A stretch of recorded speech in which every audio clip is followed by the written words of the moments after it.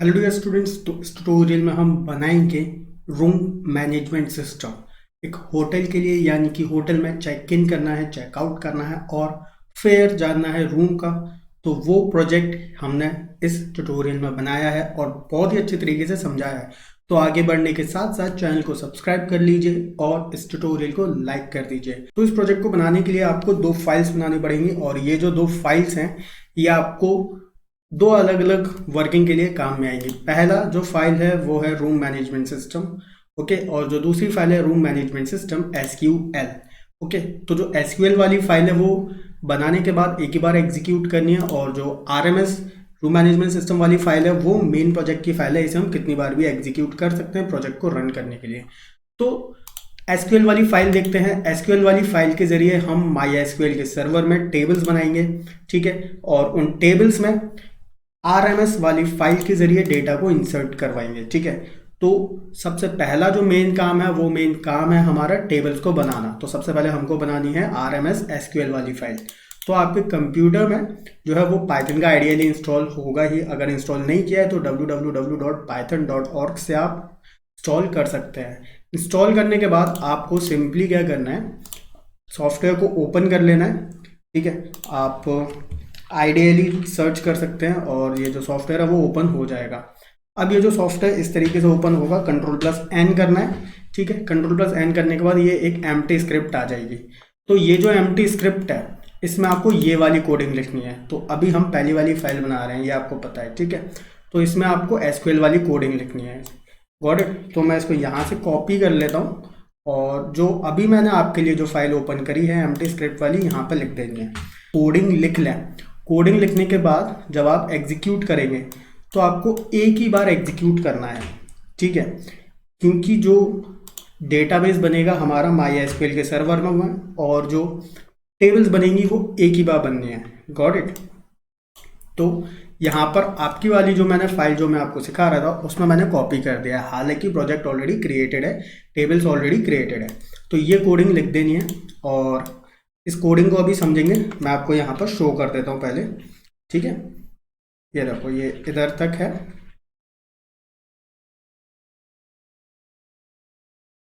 तो ये टेबल्स के जो हैं वो कॉलम्स बने हुए हैं। Got it. तो इस ये वाला जो प्रोजेक्ट है इसमें जो डेटाबेस बनाया है उसका नाम है RMS रूम मैनेजमेंट सिस्टम। और इस डेटाबेस में दो टेबल्स हैं, चेक इन और चेक आउट वाली। तो इस कोडिंग को समझते हैं। सबसे पहले आपको इंपोर्ट करना है mysql.connector। अगर आपने इंस्टॉल नहीं किया है अपने पीसी में तो आपको सिंपली ओपन करना है cmd ओपन करने के बाद आपको लिख देना है pip इंस्टॉल mysql.connector। ओके, तो जो कनेक्टर है वो इंस्टॉल हो जाएगा, इंटरनेट से कनेक्ट होना चाहिए सिस्टम। और इंस्टॉल करने के बाद आपको कर लेना इस तरीके से इंपोर्ट। मैंने कनेक्टर को शॉर्ट नेम दिया है ए, ताकि मैं अगर किसी भी फंक्शन को यूज़ करूँ तो ए नाम से कर लूँ।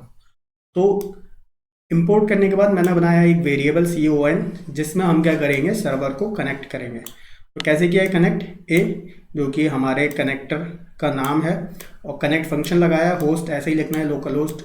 यूज़र नेम, जब आपने सर्वर इंस्टॉल किया था आपके पीसी या लैपी में तो आपने जो यूज़र नेम दिया था वो यूज़र नेम लिख सकते हैं, या फिर आप रूट लिख कर भी कर सकते हैं, ठीक है।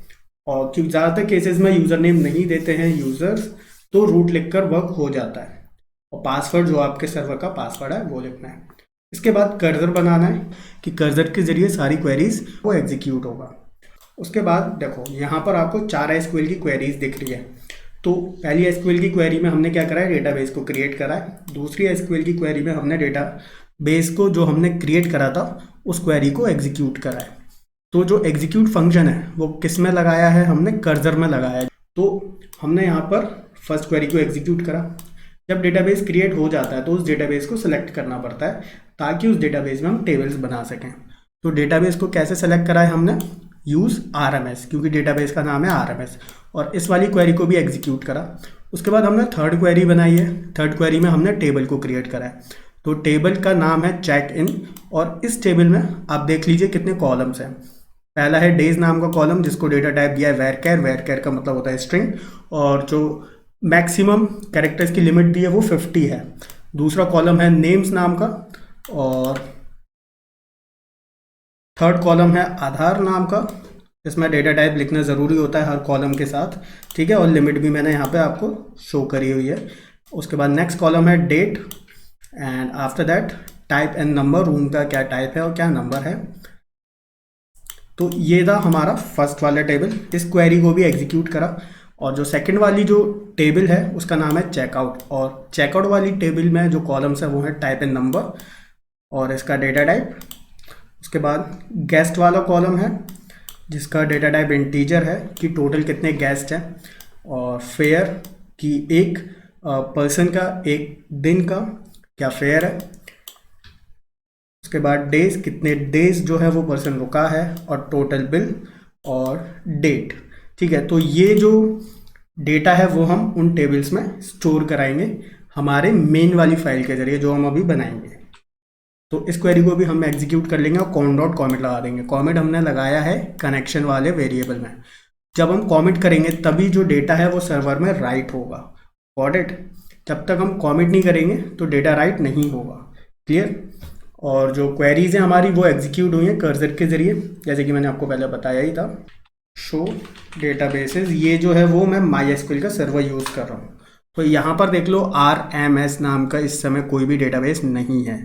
तो ये वाली जो फाइल जो मैंने आपको बताई है RMS SQL, इस वाली फाइल को हम क्या करेंगे, एग्जीक्यूट करेंगे। Got it? तो F5 प्रेस किया और देख लीजिए देयर इज़ नो एरर। तो फाइल एग्जीक्यूट हो चुकी है और इसको चेक करना है, वो चेक करेंगे हम MySQL के सर्वर में। तो मैं फिर से दिखा देता हूँ शो डेटाबेसेस। तो यहाँ पर आप देख सकते हो RMS, ओके, इसके नाम का जो डेटाबेस है वो क्रिएट हो चुका है, और पहले जो है वो RMS नाम का डेटाबेस नहीं था। करेक्ट? तो यूज़ RMS सेलेक्ट कर लिया इस डेटाबेस को, और इस डेटाबेस में हम टेबल्स चेक कर लेते हैं। ओके, तो ये दो टेबल्स हैं और इन दोनों टेबल्स का जो स्ट्रक्चर है वो एक एक करके देख लेते हैं। ठीक है, ये कॉलम्स के नेम हैं और उन कॉलम्स में कैसा डेटा जाएगा वो डिटेल्स यहाँ पे शो कर रहा हूँ मैं। ठीक है, ओके। तो अब इसके बाद हमारा जो मेन वर्क है वो है एसक्यूएल की टेबल्स और डेटाबेस बनाने के बाद कि हम मेन वाली फाइल बनाएं रूम मैनेजमेंट सिस्टम के लिए। तो इसको सिंपली हम क्या करेंगे, ओपन करके मैं दिखा देता हूँ आपको। सिंपल वही प्रोसेस करना है। पाइथन का जो सॉफ्टवेयर है वो ओपन करके Ctrl+N करके न्यू फाइल लेनी है और उस न्यू फाइल में ये वाली कोडिंग लिखनी है, जैसे कि हमने इस ट्यूटोरियल के स्टार्टिंग में एसक्यूएल वाली फाइल के लिए किया था। Got it? और दोनों ही जो फाइल जब आप क्रिएट कर लेंगे ना, उन दोनों ही फाइल को आप एक सेम फोल्डर में सेव कर सकते हैं। ठीक है, जैसे कि मैं इसको दिखाता हूँ, जैसे मैंने यहाँ पर सेव एज करा है, तो आप कोई भी न्यू फोल्डर ले सकते हैं। ओके, और उस न्यू फोल्डर में दोनों ही फाइल को सेव कर दीजिएगा। जब आप, ये तो आप जानते ही हैं, जब हम रन करते हैं फर्स्ट टाइम किसी भी फाइल को तो सेव करने का ऑप्शन आता ही है। तो ध्यान रखिएगा कौन से फोल्डर में आपने फाइल्स को सेव करा है। तो इस वाले फाइल को समझ लेते हैं। तो mysql.connector को इंपोर्ट करा और सर्वर से कनेक्ट करा, और यहाँ पर आप देख रहे हो मैंने डेटाबेस का नेम भी प्रोवाइड करा है क्योंकि डेटाबेस ऑलरेडी क्रिएट हो चुका है। और जबकि जो हमारी RMS SQL वाली जो फाइल थी उसमें मैंने डेटाबेस का नेम नहीं दिया था क्योंकि उस वक्त हम डेटाबेस क्रिएट कर रहे थे। क्लियर? वापस आते हैं RMS वाली फाइल पर। अब जब डेटाबेस कनेक्ट हो जाए उसके बाद इस वाली फाइल में मैंने बनाए हैं 4 फंक्शंस। पहला फंक्शन है चेक इन नाम का, दूसरा फंक्शन है चेकआउट नाम का, तीसरा फंक्शन है रूम्स, और जो मेन फंक्शन है उसका नाम मेन ही लिखा हुआ है। तो ये जो 4 फंक्शन है ये किस तरीके से वर्क कर रहे हैं, कैसे एग्जीक्यूट हो रहे हैं, ये देख लीजिए। तो ऊपर वाली 2 लाइनें एग्जीक्यूट होने के बाद डेटाबेस कनेक्ट हो जाएगा। उसके बाद जो एग्जीक्यूशन होगा वो मेन फंक्शन से स्टार्ट होगा, मतलब इस वाली लाइन से। ठीक है, क्योंकि बाकी की ये जो पूरी बीच की जो कोडिंग है ये क्या है, ये फंक्शंस है ना, और ये तभी एग्जीक्यूट होंगे जब इनको कॉल किया जाएगा। तो फर्स्ट कॉलिंग किसकी हो रही है, मेन फंक्शन की।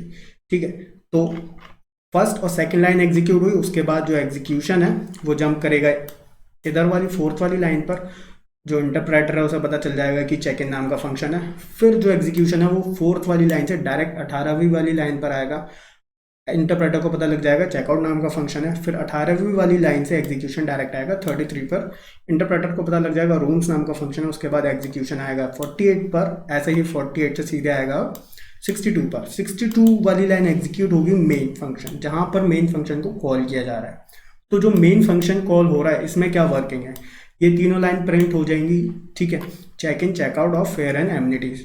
तो चेक इन के लिए ऑप्शन 1 है, चेकआउट के लिए ऑप्शन 2, फेयर एंड एमिनिटीज जानने के लिए ऑप्शन 3। इसकी वर्किंग भी दिखाऊंगा इस प्रोजेक्ट की। उसके बाद यूज़र जो है, यूज़र से हम चॉइस ले लेंगे इंट इनपुट करके। Got it.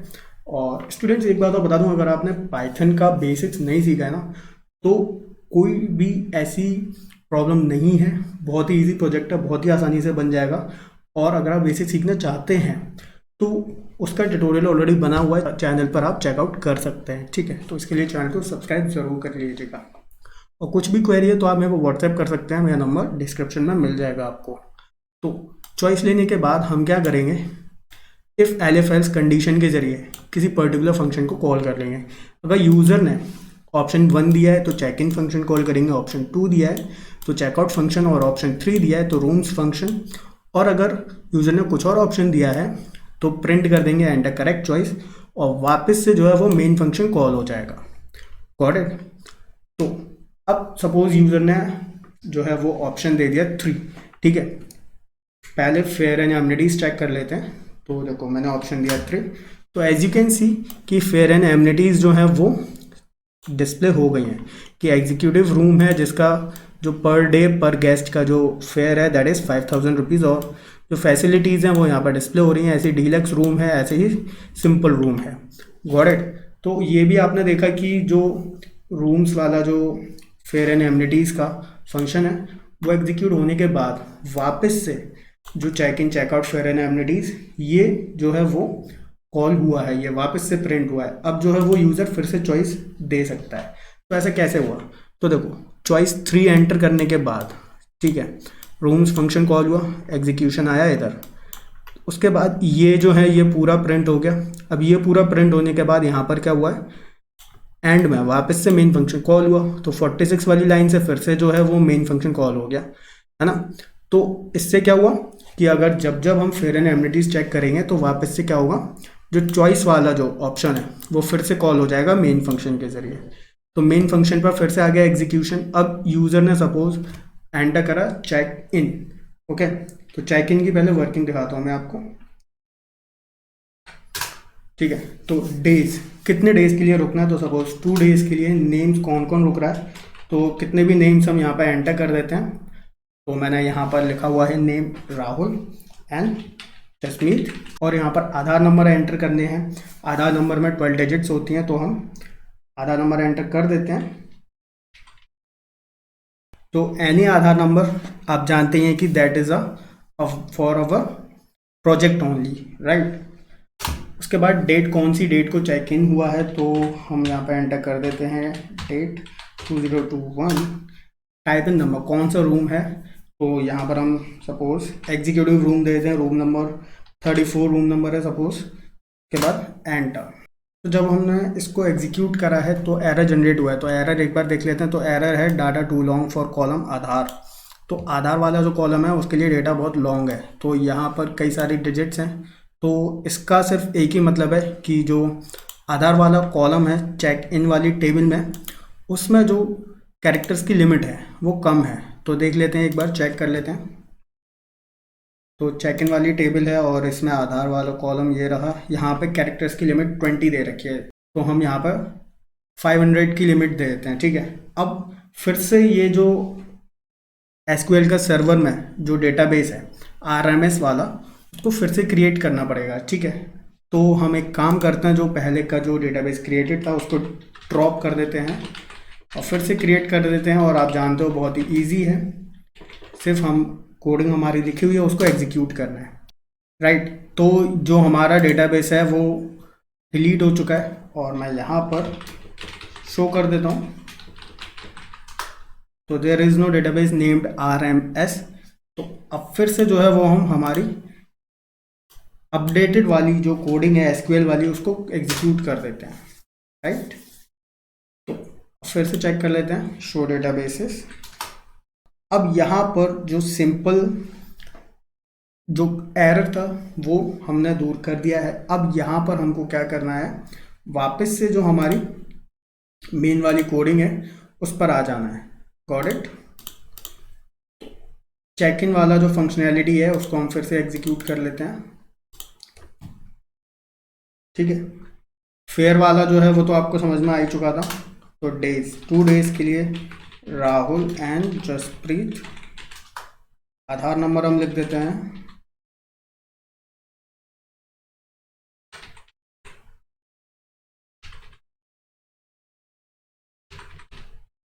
Right. And date हम लिख देते हैं, किस डेट को चेक इन किया है।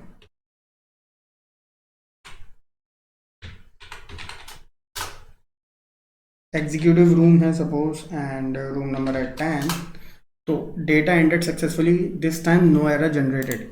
तो अब हम जो टेबल है हमारी उसमें डेटा चेक कर लेते हैं। सेलेक्ट चार फ्रॉम चेक इन।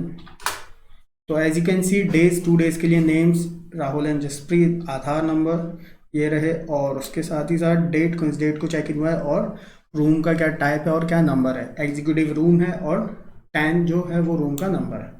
तो ये चेक इन वाला फंक्शनैलिटी था। इसकी कोडिंग मैं अब आपको समझा देता हूँ। तो सिंपल हमने सबसे पहले डेज, नेम्स, आधार, टाइप और डेट ये हमने यूज़र से इनपुट लिया है। उसके बाद इन सभी जो डेटा इनपुट लिया था उसको हमने एक ट्यूपल में रखा है, गॉट इट, और वेरिएबल दिया है डेटा। अब यहाँ पर हमने एसक्यूएल की क्वेरी लिखी है, insert into check in values, बिल्कुल ऐसे ही लिखना है, और 5% एस लगाए हैं क्योंकि 5 यहाँ पर डेटा इंसर्ट करवाने हैं। अब कर्सर जो है वो हमने बनाया, कर्सर के ज़रिए हम जो है वो क्वेरी को एग्जीक्यूट करेंगे। अब इस बार एग्जीक्यूट जो फंक्शन है उसमें एसक्यूएल की क्वेरी लिखी है और डेटा लिखा है, ठीक है। डेटा के अंदर ये पांचों डेटा हमारे प्रेजेंट है। कॉमिट कर दिया क्योंकि सर्वर में डेटा राइट करवा रहे हैं। उसके बाद यूज़र को डिस्प्ले कर दिया कि डेटा एंटर्ड सक्सेसफुली। उसके बाद वापस से मेन फंक्शन कॉल किया। तो जैसे ही डेटा एंटर सक्सेसफुली हो जा रहा है वापस से जो है वो मेन फंक्शन डिस्प्ले हो रहा है। अब सपोज कि चेकआउट करना है तो उसके लिए हमको देना पड़ेगा ऑप्शन 2। तो चेकआउट कर लेते हैं राहुल एंड जसप्रीत का। तो यहाँ पर जो टाइप एंड नंबर है वो था E10।